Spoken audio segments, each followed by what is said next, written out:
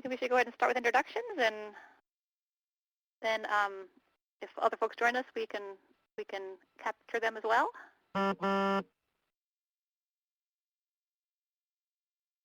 that somebody else that just joined? Okay. Well, welcome everyone. I think I've heard from most of you all, but I'm Kathy Slemp, and I'm chairing the Stakeholder Engagement Communications Workgroup for the Index project at the moment. And then Anna, who is on the phone as well, who is the lead in that arena from UK. And I'll let you introduce yourself, Anna, and then we can go around the call. We actually have a new member today, which is Paul Patrick from Utah. So Anna, do you want to do your introduction, and then we'll pass the torch? Sure. This is Anna Hoover. I am the Deputy Director of the Program Management Office at the University of Kentucky and the sort of de facto liaison with RWJF's communication team. Right. And I will pass the torch. How about Jennifer and Garrett? You want to cover from ASTO? Hi, this is Jennifer Lumpkins. I'm the Director of Public Health Preparedness at ASTO. And Garrett Bacher, Senior Director for Preparedness at ASTO. Mary? Good afternoon. I'm Mary Davis. I'm a private consultant and working with this committee and the index in general. John? John Osborne. I am an operations administrator at Mayo Clinic in Rochester, Minnesota. And Paul, we're really glad to have you. Introduce yourself. Paul, are you on mute?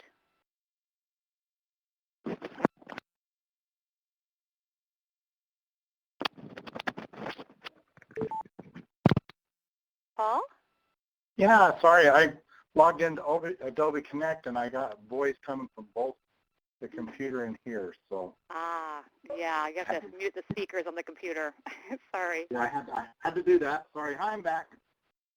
So we were doing introductions, and wanted to say welcome to you, and you want to do your own introduction there?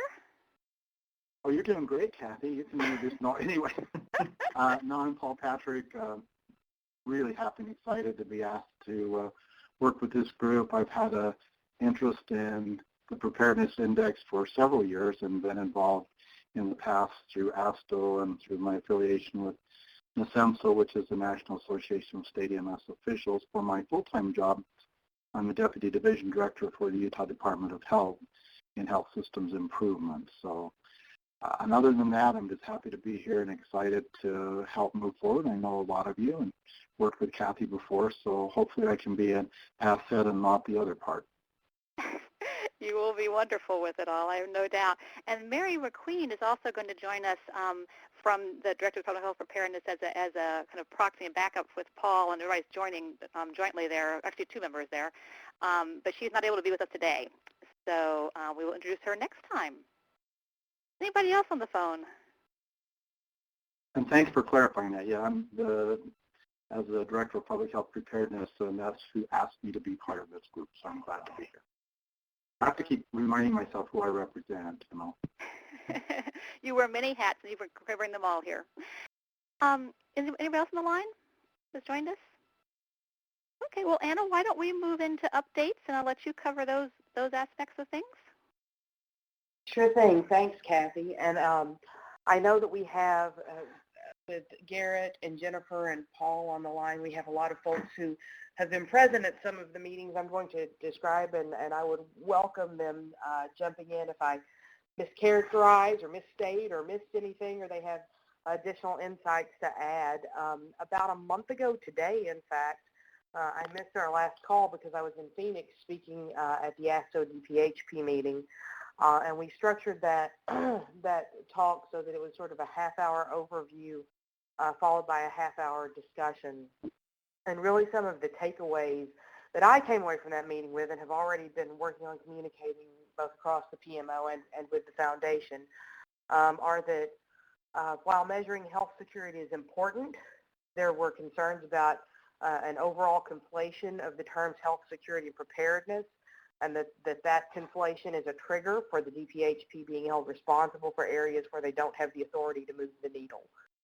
So that tension between health security and preparedness was vocalized, and there were some vocal advocates for removing the word preparedness for the index. Now, the feasibility of that, I'm not one to speak to, but that was a position that was advocated at that meeting.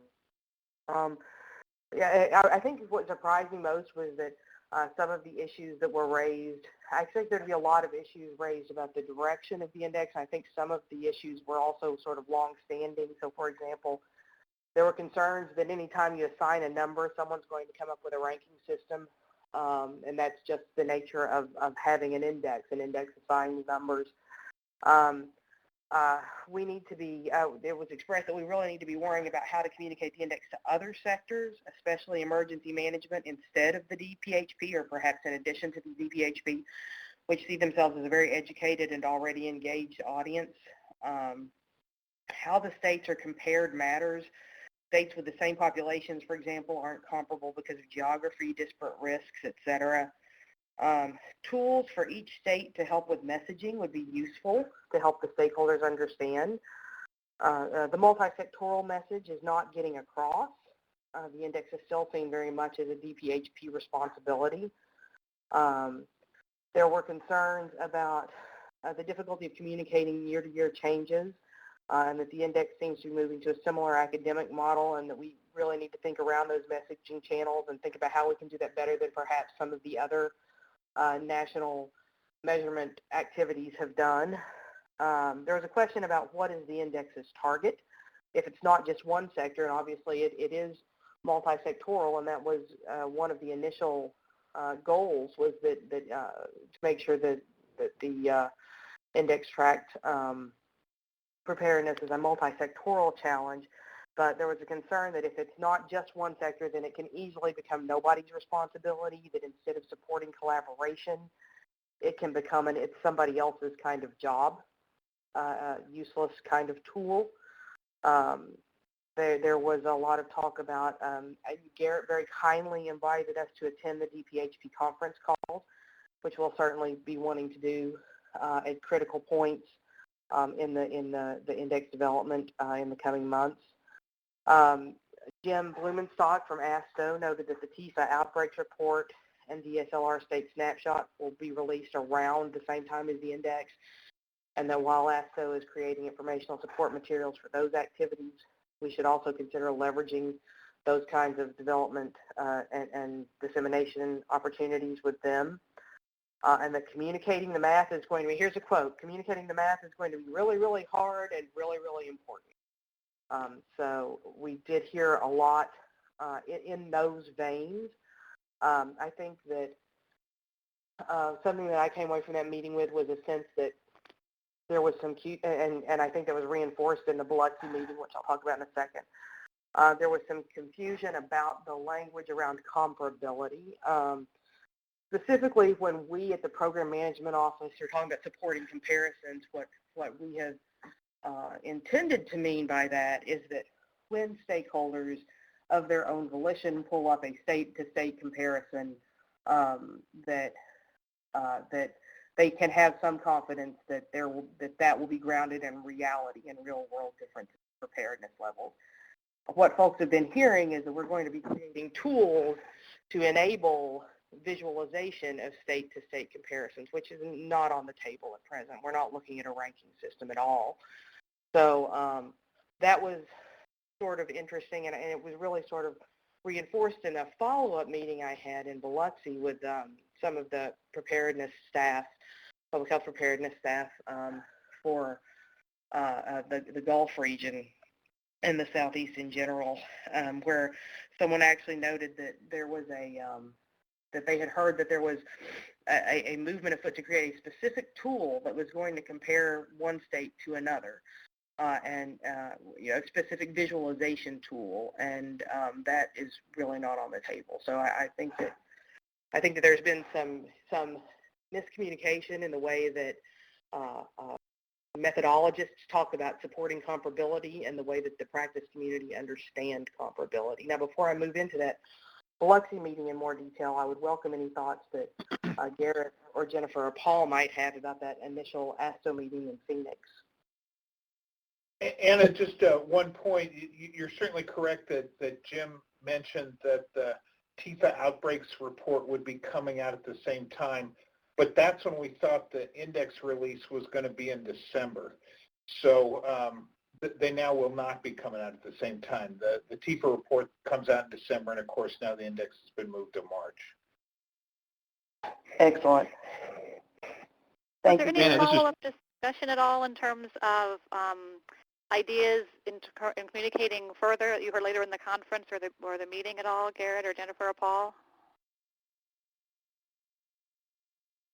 This is Paul. I was unfortunately not at the meeting, so but the issues that were presented are not new. None of them are new to what we talked about before. And sometime when you have an hour or two, we can talk about how we don't even rely on the TIFA report for anything anymore. It just becomes more of a joke. That's my biggest concern, is I don't want this to fall into that same category. So I know I talked with Bob Burham when he was recently, and for the state of New York, he had a draft response to TIFA that he sent out to basically, make sure that media didn't pick up on it because it keeps changing all the time, and we do the same thing, and many states do. So I kind of think that's my goal, is to make sure that this doesn't become thought of like the TIFA report is thought of by most states. But that's my editorial comment. Helpful. Kathy, this is Jen. Could you or Anna be on the DPHP call next week? It's next Tuesday, just to give folks an update on when it's going to be released. And a couple other things, if there's anything new to report on. It's December 1st at 3 p.m. Eastern Time, so would that be of interest? Absolutely. If you can shoot me the login information for that, I think one of us can certainly be on there and just provide the new timeline and answer any Sure. questions. Yeah, because I think it's a little different than what you presented at the meeting. Okay. Yeah, at the meeting I had just gotten off the phone and we just had a moving target of a timeline. Right. So it's been changing in the last few weeks, so that would be really helpful to give people kind of a new timeline and vision of what's happening. Yeah. Thank you. This is John. Can I just ask a quick clarifying question? DPHP in this context is Directors of Public Health Preparedness? Correct. Yes. Yeah. Okay. Thank you for clarifying Thank you. that. Yes.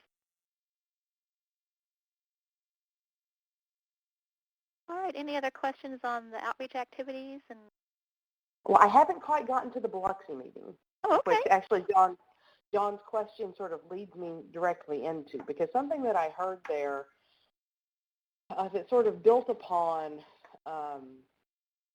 some of what I had heard at ASTO, and I may be misinterpreting this, but I feel but the way we framed that conversation was around the original goals of the index. I just flashed a slide on screen to talk about the original goals of the index, and to discuss the extent to which the index is or is not meeting its goals. And those, just to remind folks, there were 5 of them: increasing awareness and understanding of preparedness, encouraging coordination and collaboration, supporting benchmarking and quality improvement, forming planning and policy development, and stimulating research and development. What I really heard, or thought I heard, was that the public health preparedness folks don't feel that the index is really raising awareness and understanding of the index outside of the public health community very well. But they're very supportive of it doing so. It felt like perhaps they felt a disproportionate burden of championing the index, that they were expected to carry the banner, and that cross-sectoral piece has not historically happened. And they specifically asked us to do more work around re-engaging stakeholders who dropped out very early in the development. So folks who were at the initial couple of meetings and then sort of not. Folks like DOD, DOT, NEMA, FEMA, AHA, HHS, et cetera. So that was interesting to hear, and it helps provide some direction for some outreach and engagement activities that we really need to be moving forward. They also felt that the index is not really effectively supporting coordination and collaboration, that they've been the ones having to carry the banner. and that they reinforced the need for ASTO, NACHO, NGA, NCLS, CSG, others to educate their constituents about appropriate use. I think there was a feeling that it's really been on the shoulders of the DPHP to educate everyone, and that they would like some support in that happening through the professional associations in other areas. There were some specific recommendations about sectorally driven tailored communications to help frame the index and the roles that the other sectors have in here. One thing that I shared at both the ASTO and the Gulf region meeting were pie charts that showed the cross-sectorality of the index in terms of measures, that showed that, a certain proportion of the measures in the index clearly are public health preparedness, but there's this other proportion that falls more in emergency management. There's this other proportion that falls more in private sector, and there's another proportion that falls more with NGOs.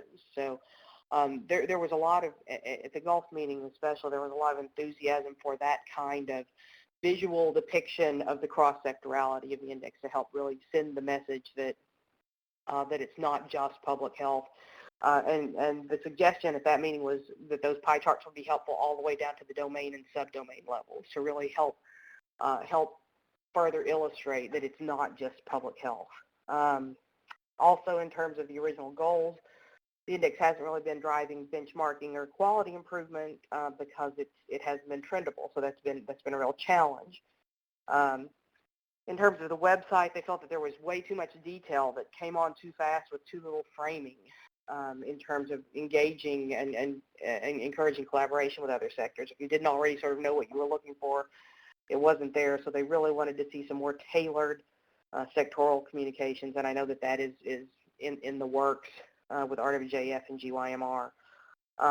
There was a lot of enthusiasm for ASTO to be proactive in helping the state health officers understand how the index can and can't be used. And I think there was some relief when I mentioned that John Wiseman is on our NAC, the state health officer for Washington, and has already been engaging in some of that work and is enthusiastic about continuing to engage in that work.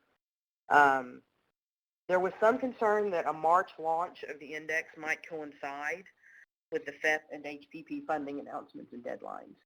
So that's something that we have to discuss internally with the foundation and with Steve Redd, who is on our NAC, and Nikki Lurie on our NAC, and get some sense of the extent to which that needs to figure into our work.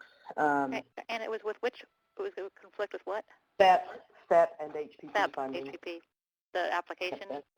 Yeah, those are scheduled to hit about the same time. Right. And there was some concern about a feeding frenzy, essentially, using the index as to position oneself, which is probably going to happen regardless of when it hits, but it's something we need to think about in terms of messaging for sure. Definitely. There was a lot Hey, of this is Paul Patrick. I have a question. Why was there, maybe Jen or Garrett, if I wasn't there, why was there concern about it being released at the same time?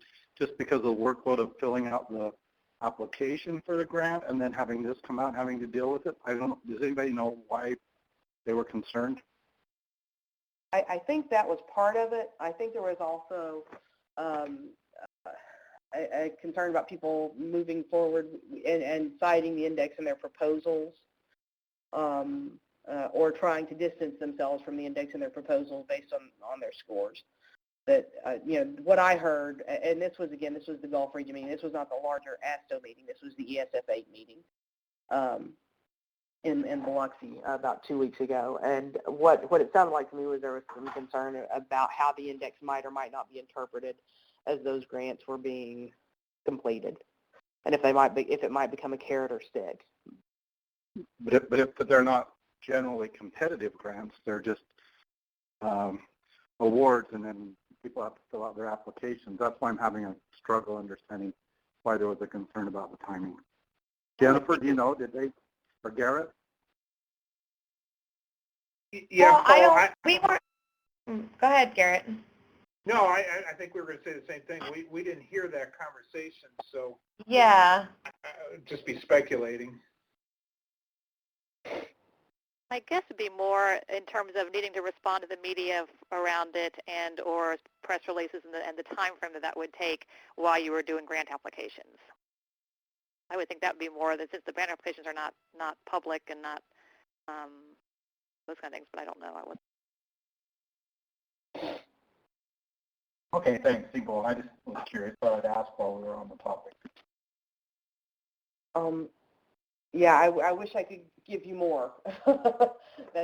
These are just the notes I took. Well, maybe it's because if the meeting you were at included ESF8 folks, a lot of the Homeland Security and other grants are competitive. So I can see why they would be concerned, not understanding how the grants go for the STEP and the HPP. So that might be what it is. Could be. Yeah, there were some folks there from CDC. There were a couple of folks there from Homeland Security. There were a couple of folks from ASPR. Largely staff from the public health preparedness offices. But there were some other reps there as well. Just looking back at my notes, that's what I have right now.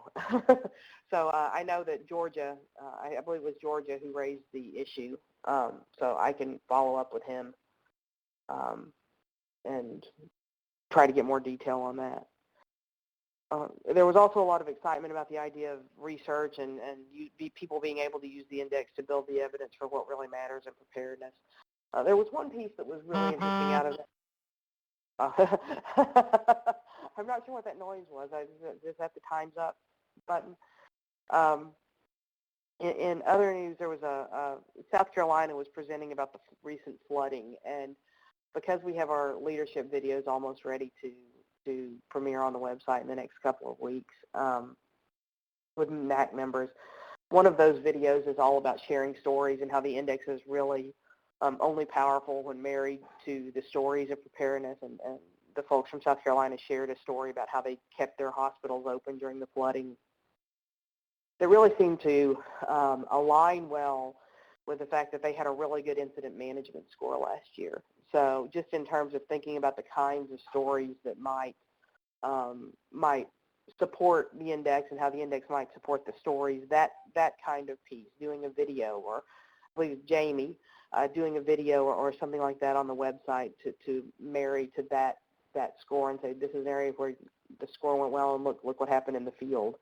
There was some encouragement to do that sort of thing. There was also a little bit of a brake tapping in terms of we want to make sure that the after-action reports really reflect that was a good thing that happened before we go too far down that path. But that was really interesting in terms of thinking about the broader communication piece of the index. So that's pretty much the notes that I have from those two meetings. Thank you. Any questions on those, or? Sounds like you had a really robust discussion, especially at the Biloxi meeting. Absolutely. I think framing that discussion, having sort of scratched the tip of the iceberg at the ASTO meeting and having some of the same folks at the Biloxi discussion, we were able to really use those overarching goals for the index as a way to dig a little deeper. That's really good, and you can really get two-way communications going with it all. Do you want to update folks on the production timeline and kind of anything that's happened recently? I know you've been traveling a lot, but I suspect that Michael and Glenn have continued work on the production of the index and the new timeline. So folks know briefly. Exactly. I'll start with the timeline. And again, it's a little rough still. I'll have exact dates to give you after we have our next meeting with the whole squad. We have a call we're setting up on production handoff and all of that for website development, because obviously there are a lot of technical pieces that go into that. But roughly speaking, from now through mid-January, we'll be working on index production in terms of pulling out all the data. We've already been working on data collection for the last 4 months. And putting it all into the database and running the numbers. We'll also be, during that time, reporting back to the National Advisory Committee, which is essentially the decision-making body in terms of deciding what to recommend to the foundation and what not to recommend to the foundation. So there will be some comparative pieces. There are some outstanding pieces from our in-person meeting in October where the NAC wanted to see the numbers run a couple of ways, see what the impact of particular decisions might be before they made their final suggestions. So we'll be running some of those kinds of analyses. There was a NAC meeting on Friday. We are now getting into the nitty-gritty of having meetings with members of the National Advisory Committee every 2 weeks to either go over those kinds of analyses or to make final decisions on any outstanding measures. I have not had a chance to circle back with Michael since I got back to town to see how that measures discussion went. There were really 20 that were sort of outstanding that the decisions were going to be made on. There were a number of measures, and I'm not sure how in-depth you went on this in last month's call. I again apologize for not being there, but it was an honor to be at the ASTO meeting, and I think that was really important work. So I appreciate you carrying the banner there, Kathy. But in terms of the in-person meeting, there were a number of measures that either were tabled, are going to be providing context, not so much being part of the calculation of the index, but for example, the infrastructure measures, the Cutter Index infrastructure measures. Because some of those are around vulnerabilities rather than capacities, and because of a number of other issues, those are going to be really sort of part of telling the story of the environment in which preparedness has to happen. So those will not be part of the index, but they'll be part of that story. Some of those measures that did not vary from time to time will become also part of that story. These are foundational capabilities that are hard-won, and because, and I don't have the measure list in front of me, I'm sorry, but there were a few that, because these are now, these are considered foundational, these are hard-won battles, and all states are now doing them.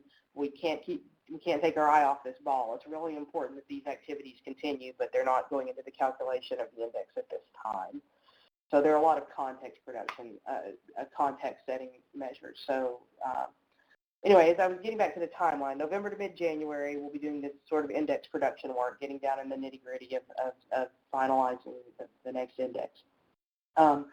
December through late January, early February, we'll be working on communication support development. Just to be clear, RWJF has its own communication team. It also has a number of consultants in the communication realm. GYMR, which is one of those organizations which does a lot of the culture of health messaging and assists with other large-scale pieces. And Homefront, which is now doing business as subject matter, manages the website. So we'll be having a series of meetings with those folks, and I'm going to be asking them as they can to sit in on our meetings. And we'll be sharing materials from them for feedback with this group, probably via email quite frequently. So RWJF, GYMR, and Homefront will be leading the way in terms of creating those sort of tailored sectoral messages that we were talking about and helping get the website a little more user-friendly. We'll be doing that. We're also 2 weeks out, Lord willing and the creek don't rise and IRB doesn't melt down, from launching the widespread use, usefulness, and usability survey. We're hoping to run that from December 15th through January 15th. That will provide us some baseline data about how various sectors are, to what extent they are familiar with the index, how they are using the index. If they are using the index, and it will be a survey that we will be conducting annually to really track progress. Obviously, the sampling frame for that is going to include state and local public health, state and local emergency management. The locals will be stratified samples by population, local healthcare coalition managers, federally funded preparedness researchers. So just to really start getting a look at the, at the granular level of how those different sectors are or are not engaging with the index, the website, et cetera. So we'll be just again, the target for that is December 15th or January 15th. Then Anna? late February, early, yes, Anna, back a second. yes. So the input from that survey, from the useful survey, if you're getting by January 15th, will that actually be back in time to analyze and help guide websites and visualizations and launch this year, or will that be more for next year? I think we can get a really rough cut to help inform some of the decisions for this year in terms of the messages that we're creating. I think it will obviously be more valuable over time. We can really get deeper into the analyses, but I think that we can at least get sort of a high-level bird's eye view of what we've got and where some of the challenges and opportunities are. Honestly, for the next release, Line muted. Are you there? We'll have the getting the data back. Okay, it is. It's coming up to Hello? 5 minutes after the hour. I'm going to. Hello? Have I lost you? No, I'm here still. I'm still here. Okay. So about getting the data back in late January, we'll still have about 2 months before the launch at the end of March. And we'll, of course, be working with the states. That state preview period will be late February, early March, and we'll be working with them to make sure that they have the materials that they need to support their efforts, not just the DPHP, although obviously they are key to this process, but in keeping in mind some of the concerns that were voiced about the lack of engagement of some of the other sectors like emergency management and others. We're going to also want to make sure that we're using those data to look first at those two sectors, I would imagine. And then mid to late March will be the full index launch after the preview period.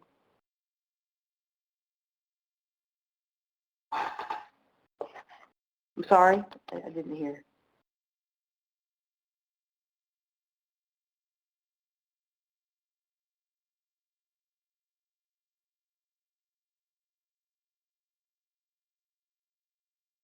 Kathy, are you speaking? I can't really hear you. I was asking about the preview period for states. You said would be what time period? That was February. Mid to late February to mid-March, right in there. And again, I should have final dates once we have this next data transfer meeting with Homefront, or now doing business as subject matter, to determine what the deadlines are for getting them the information, what their turnaround is going to be. Do you know if the Homefront or GYMR, whoever's drafting the messages, are they listening into the NAC meetings to kind of get an understanding of some of the changes being made and the key messages to help communicate when they first draft these, or what are you thinking? What's happening with that? The communication director for the RWJF team is. And we have, in line of those NAC discussions, both the in-person meeting and the phone call, and in light of the ASTO and ESF8 discussions, we have sort of drafted a preliminary set of areas, of messaging areas that we know are going to be key. And I can share those quickly. So these are some overarching messages that we know are going to require a lot of focus and a lot of thought. Yeah. The index there's provides some nuances to. There's going to be some real nuances to how those messages are framed and phrased, and it's just really helpful if whoever's crafting them has heard the discussion, I think. Exactly. It's a thought, if there's a way they could link into that more directly if they're whoever's actually drafting and reviewing those. Exactly, and Alexis Levy, who is our RWJF communications officer, is on those calls and did attend not all of, but much of the NAC meeting. Is she drafting them, or is that staff that drafts those? GYMR, we and RWJF will be working together to draft all of these pieces. So, and then we'll be reaching out for feedback. But again, these buckets. So I'll share with you the buckets that we have sort of identified as being key buckets to be really thoughtful about messaging. The first is overarching messages between Section Index release. The index provides a broad, multi-sectoral view of the nation's capabilities in preparing for, responding to, and recovering from emergencies with health consequences. So again, right out of the gate, that multi-sectoral piece. The index includes updates that improve the accuracy of results and enhance the clarity with which the results can be interpreted and used. The index builds upon key capabilities, again, going back to what I was saying about some of the other, some of the tabled measures for this year, that the index builds upon key capabilities that have been universally achieved while focusing on opportunities for improvement. That context is central to preparedness, again, going back to what I was saying about the Cutter index scores and those kinds of vulnerabilities and risk-based pieces being used to set the context for the discussion. Tracking improvements over time enhances the utility of the index, and the index is not a state ranking tool. It is there to allow users to assess strengths and weaknesses and to identify opportunities for improvement, but it is not a state ranking tool. So these are some of the buckets that we have identified as being really important for thinking through messaging and ensuring that the messages are clear and resonate with the various. Stop there a sec and hear from other people on the line if there's anything else that you can think of right off that we want to make sure it gets captured too, or reflections on those buckets.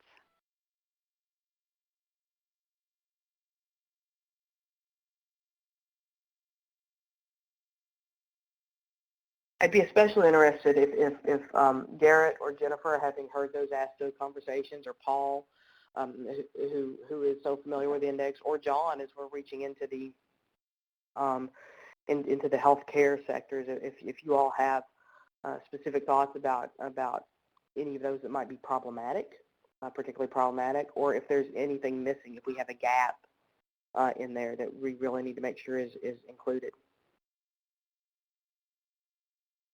Well, I think from the provider perspective, you're just going to be up against all of the other signal and noise that will be, there's no good time that's better or worse, right? You're going to be up against, new CMS rules, but if not,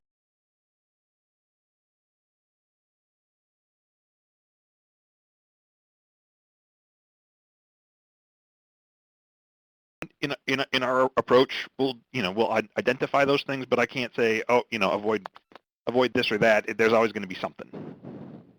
I wonder with the healthcare, and I think you brought this up in some of the material you sent back after our last call, is if in some of the messaging we could kind of give a lot of examples of use of ties into current hot topics, whether it's implementation of CMS rules or other kinds of things. If there's a way we can link it to things that are hot topics.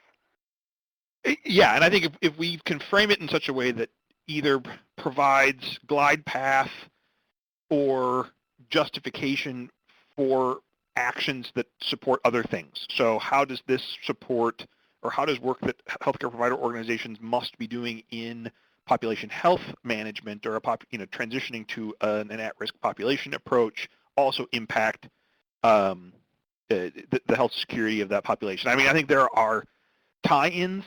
I think we will want to be thoughtful and judicious about what we claim the index can and can't tell you.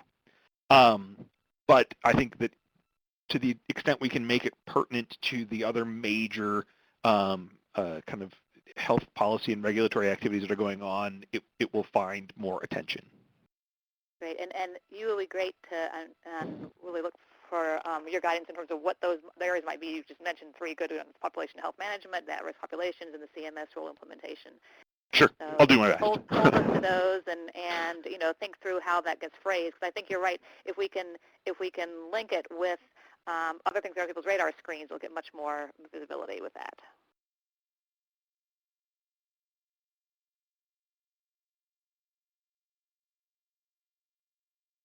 Any other thoughts on those buckets?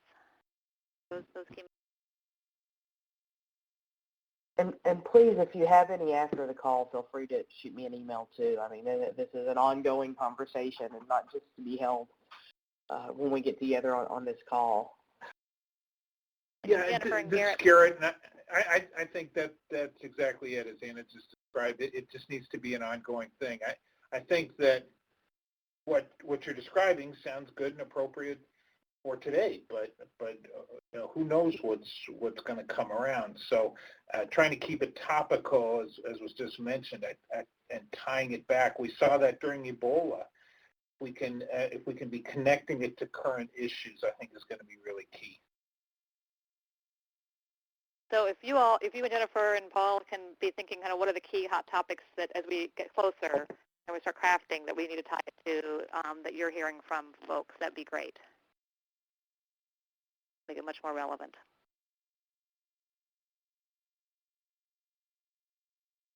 All right.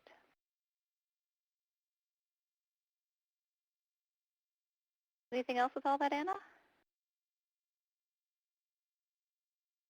No, I think that covers everything from my end. I know you had some other discussion you wanted to have, so if folks think of anything after the fact, please by all means give me a yell. What I am going to do here is put in the chat box a link to, the first item in the chat box, if you join late, is there is a call by the Northeastern and University of Puerto Rico Superfund Research Program next week on resilience.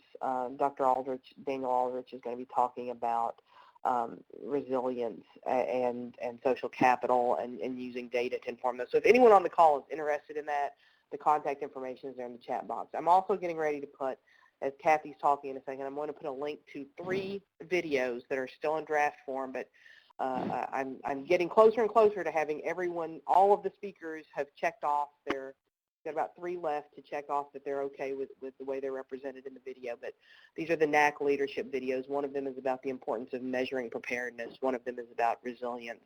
One of them is about sharing stories. So I'm going to put that link in the chat box, and we won't have time to watch them here, but if you have a chance to watch them and let me know any feedback that you have, that would be appreciated. Thanks. All right. Well, we've lots of updates. Thank you, Anna, for catching us all up on all of the things that you've been doing in the time since we heard from you last. The other thing we wanted to touch base on, and then you all on the phone were very good about submitting information for, was kind of doing some more formal stakeholder engagement planning. And I think I had a conversation with Mary Linehouse and some others by email over the last month. When we transitioned the index to UK, we really kind of had a reset for a lot of our stakeholder engagement activities, and UK nicely has reached out to new folks that we had not been able to engage before or not had a chance to engage yet before, which is wonderful, and we're really trying to now reach back and make sure we get on board the folks that we had worked so closely with as well a little more fully. And so we really have had to kind of do some resetting of stakeholder engagement activities and get things moving further again. So we thought it might be helpful to begin to do a little more formal stakeholder engagement planning. And you all sent in some identification analysis pieces after our last meeing, which was really helpful. And I have compiled those into what I sent back out to you, which kind of beginning to shape into what we can put together with some additional pieces into a more formal stakeholder engagement plan as we move forward as a committee.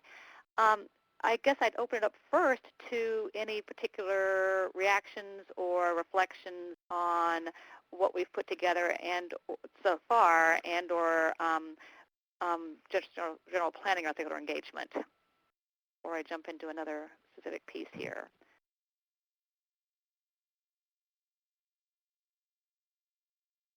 Brian, is it possible to pull up the document? Not sure if my screen is sharing or if, oh, there you are.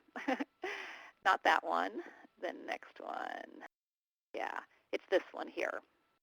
And this was the analysis that each of you all sent in, and thank you, Jennifer and John, for sending that in.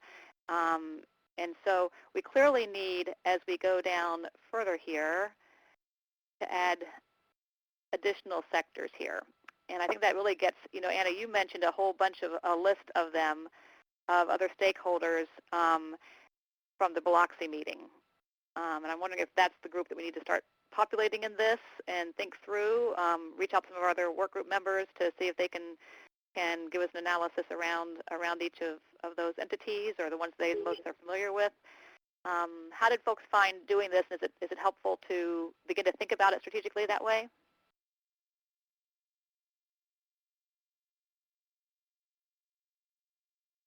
I thought it was a very useful way to think through that exercise, and I was particularly interested to see what the other members had reflected based on the stakeholders that they represented or felt they participated within.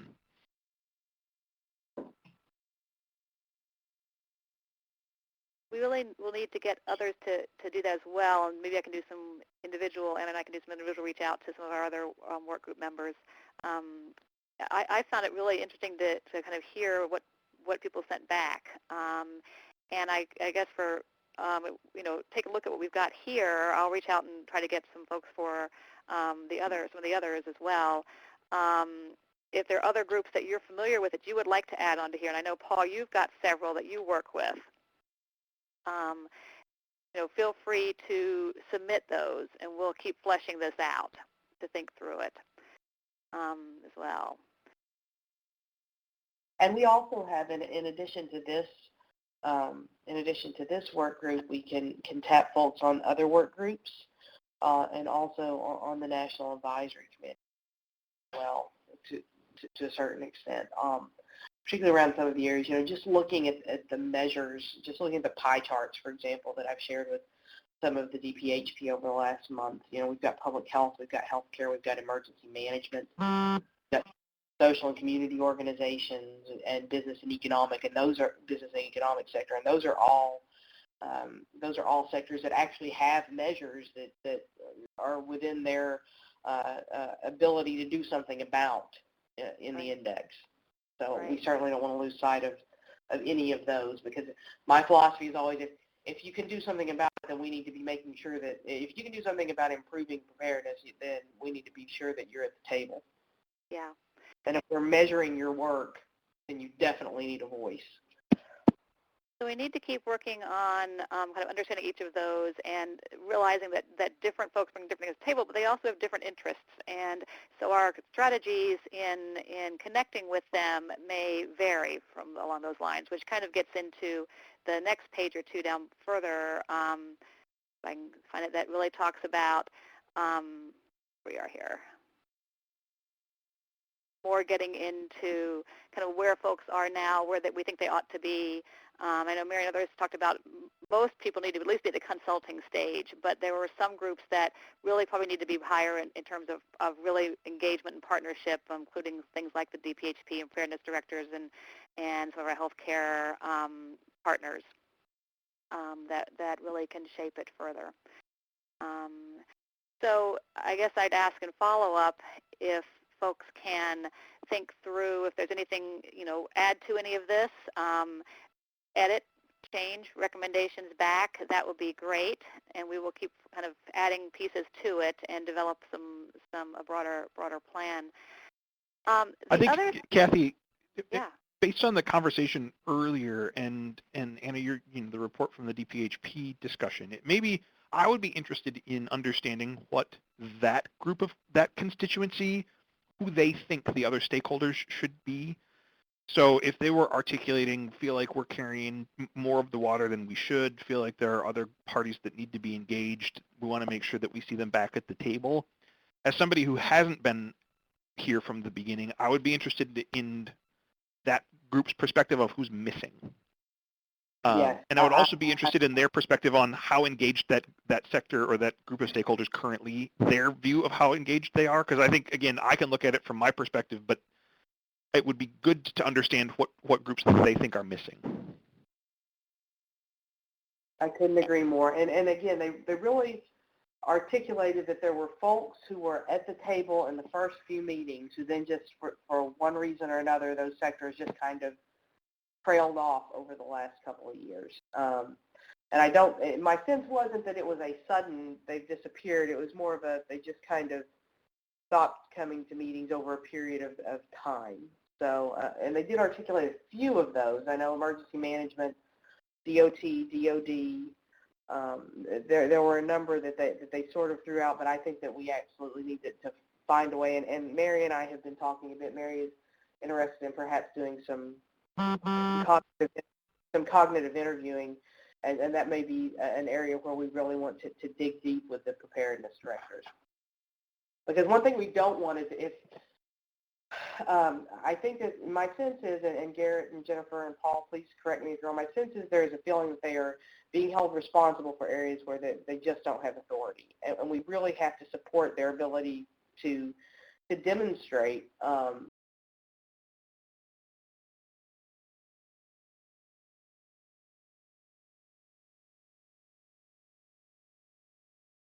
lot of time explaining the index to their state health officers and others. And I think they would like to see more of that work being done by professional associations and others. At least some of the folks that I have talked to in the last month have expressed that. Anna, could you, with the input of the Biloxi meeting, and I'm wondering if you could kind of create the list of additional groups that you think we probably ought to include on this, from what you heard there. Paul, you might have some good background from when we worked previously. If you've got input of groups that we should put there, that'd be really helpful. And then we could anybody that knows those groups could certainly fill out the form for them. If not, we can search for someone who we already have linked in the system that could provide that to us. Sure thing. Yeah, and Kathy, as we've talked about before, there's the resource issue. The part of the problem with getting people engaged is how do we do it when we have limited resources to bring them together? And you know, as we were just talking about engaging the professional associations, I think of NHMA in particular. Well, Anna, NHMA is based in Lexington, Kentucky, so yeah, I just wonder if there's some value in engaging with them directly. They're in town. I think absolutely. They are, you know, coming out of that Biloxi meeting, and I'm sorry, I went straight from Biloxi to San Juan. So I've been in the office one day since getting back from that trip. But that is absolutely really high on my list, because the emergency management committee was one that they expressed not just at Biloxi, but if you recall at the ASTO meeting in Phoenix, there was also a lot of voicing of concern that, well, you're here talking to us. I really felt like, and Garrett, you know, please tell me if I'm wrong, because this is just my sort of interpretation, but it felt like, why are you here talking to us? We know this stuff. You should be spending your resources dealing with these people who aren't engaged. Now, that's not feasible, because we have to maintain, you know, a strong relationship with the DPHP, and we have to make sure that they are in the loop and providing input at every stage. But at the same time, I'm trying to figure out how we balance that engagement with not making them feel as if we are expecting them to be the champions of the index by themselves. And any insights you have about how we can help strike that balance better would really be appreciated. Okay.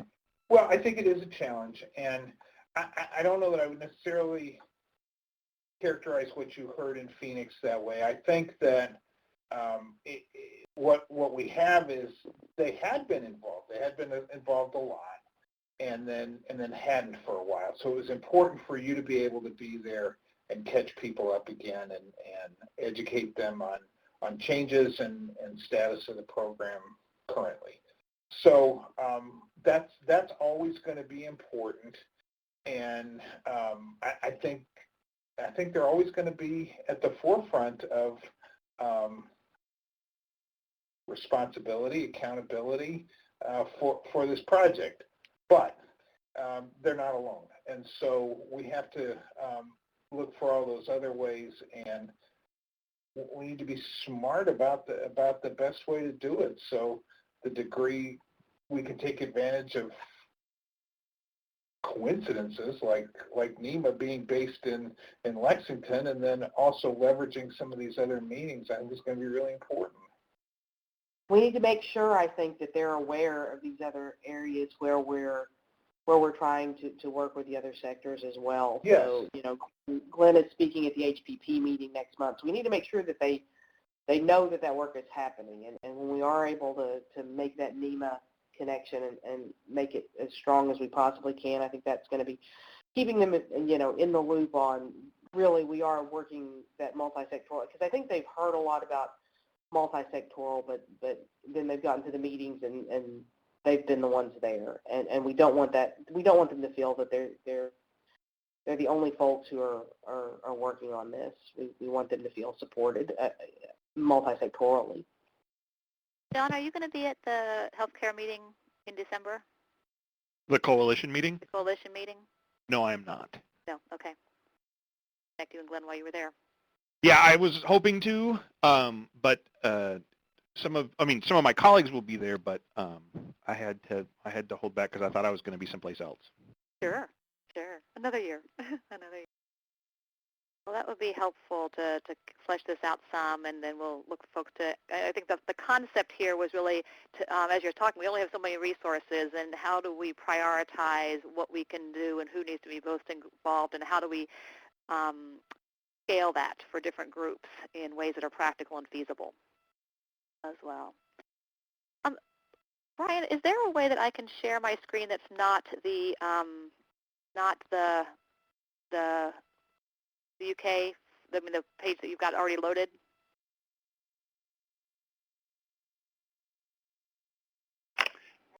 Not really sure about that.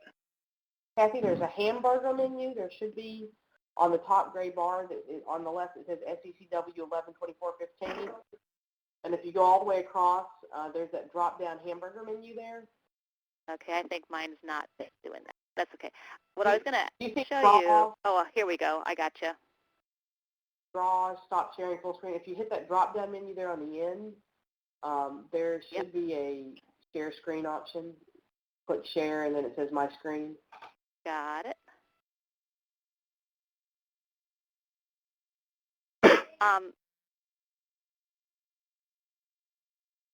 It has an error. It's not going to let me do that. What I was going to show and what I will send out and get your input on was kind of a higher level set of objectives for our stakeholder engagement activities. And I will send that to you all to get any feedback and input that we would also then load into this in kind of an introductory area. And they capture a variety of objectives, from collecting the feedback and input needed to guide model and tool improvements, to increasing usefulness and usability, and a host of things around that, to raising awareness, and to guiding communications. So I will send that out and ask for your all's input, and we will incorporate that into it as well. Just to make sure we've got the right objectives there. Right. And then I realize we're actually about that time, so I will, and we've covered some of the communication pieces actually in Anna's presentations, and it sounds like there will, over time, there'll be documents that we need to review and can provide feedback. But Anna, if there's anything in the meantime that you have that, or you're wanting to look at topic areas, or you want to get input, please. I know last time I talked to this group, they said they'd be happy to, if you wanted to circulate things between times or other things, to provide feedback with that. That sounds terrific. We really appreciate you guys. I can't overstate that. The other piece that I sent out to you was the summary of the website review, the exercise we did back in September or October or so, that we looked at kind of what would be information that would be helpful to a user, and so trying to provide some feedback back to Homefront. So that I sent that out to you, compiled. Anna, I don't know if that's something that you've passed on or can pass on to Homefront, or I know you're beginning to think about the visualizations of things this year. Absolutely. And if there's a way that information, and or if you want to bring anything back to us and ask questions around visualization as you begin to think about how do you do longitudinal stuff, how do you do these foundational versus the calculated index components, I think you've got a test group here that can look and give you feedback on those, and I think it'd be probably better to have, if you're mocking up options, do it earlier rather than later may be helpful. So know that we've got that ability to use this group as well for that. Absolutely. Any other comments, thoughts, ideas before we close out?